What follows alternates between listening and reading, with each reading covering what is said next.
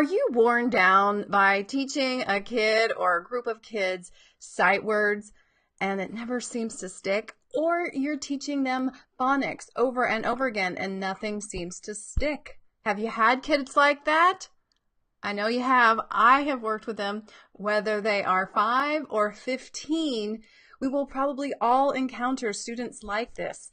And tonight I want to tell you, number one, why this is, why this happens, that for some kids, the sight words, the phonics is just not sticking. And probably more importantly, what you can do about it. And I'm going to invite you to go deeper into this subject and find solutions, quick solutions that will end your old frustration. Okay. The number one reason that phonics isn't sticking is the child has weak sound symbol decoding. So things aren't sticking because in their brain, sounds and symbols aren't matching up, or they're not matching up well. And so I see kids reading with poor sound symbol decoding, and they have some links like this, but it's so haphazard that it still functions like a sieve, right? Things slip through when it's not really tightly aligned. So they may look at the word like flat and they may say fat. So they've got some sound symbol correspondence right there, but they don't have it really tight. They need it very tightly connected. So if kids have that weak sound symbol decoding, what are we supposed to do? Well, we teach at Reading Simplified just 3 activities to solve that problem. So one of them is switch it, where the child reads a word like pin and the teacher tells her to switch it to pan. And then another key activity that we teach is read it, where we teach the kids to blend the sounds together as they go. So this child is reading the word stamp. So he would put the STA together, stamp, and read the word. So I'm just breezing through this. I'll let you know how to find these tips if you don't know about these activities, and in a second. And then the third activity that we teach is sort it, where they deal with that tricky advanced phonics information that we kind of started the show with. How to deal with the O that's in show and the O that's in boat and the O that's in Joe.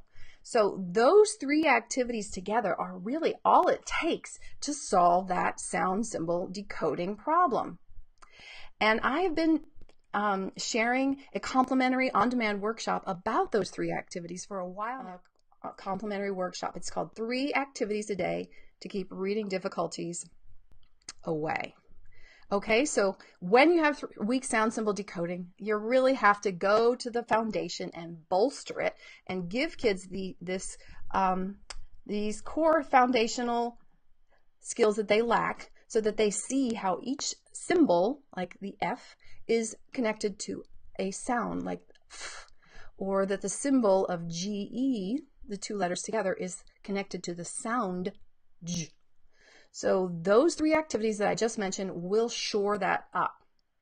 But what also happens once teachers or parents have introduced these activities is that they may want to have a more comprehensive classroom environment. They want to maybe expand upon these activities, particularly with the sort it activity.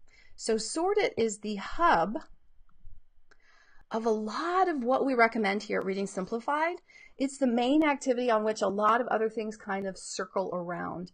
So what I'm going to be inviting you to is a workshop that's coming up in the next few days. We're going to be hosting it a couple different times, so that hopefully you can get the best time for you. And we're going to be showing you how this one activity can serve as a hub for multiple activities, and what those other activities can be, and how, with just a handful of those activities that relate to sort it, you can run a whole classroom that's differentiated. So if you're a 2nd grade teacher and you've got some kids reading at the kindergarten level and some reading at the 4th and some at 2nd, you can use sort it and a few other activities that like I said, that kind of orbit around sort it and meet everyone's needs, whether they're kindergarten reading level or 2nd grade reading level or 4th grade reading level. So I want to share with you how that one activity can be so powerful, sort it, and how you can save time as a teacher in your planning and in your instruction.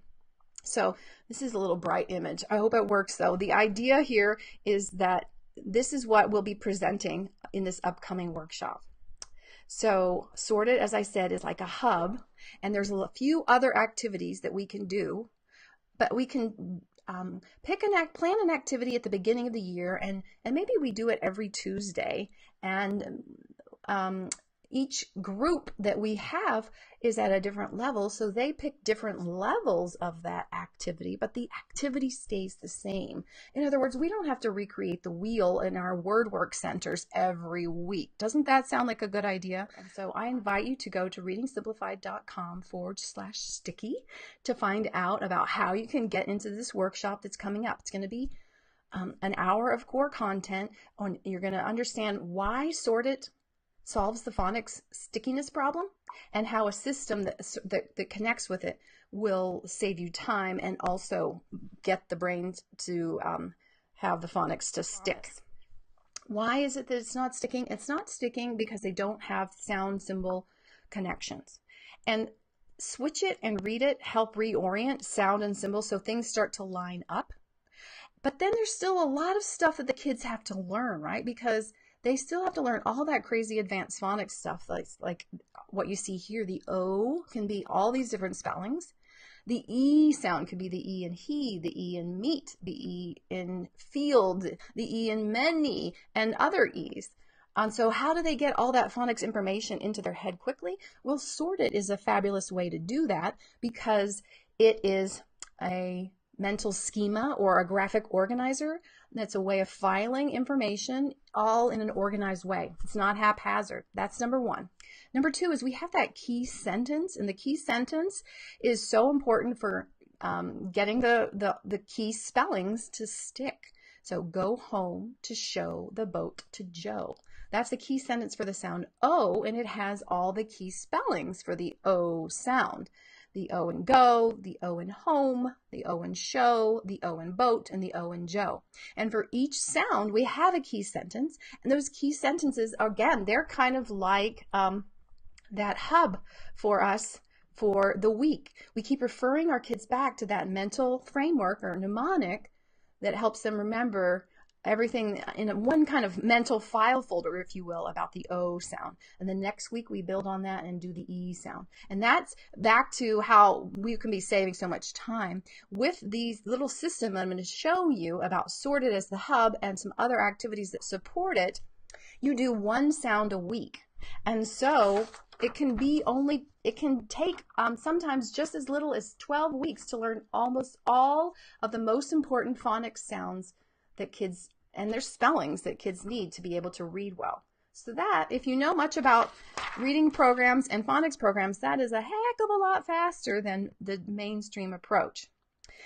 And it's because this organization makes a difference, and because we've laid the groundwork for making sound and symbols connect for the kids in their brain.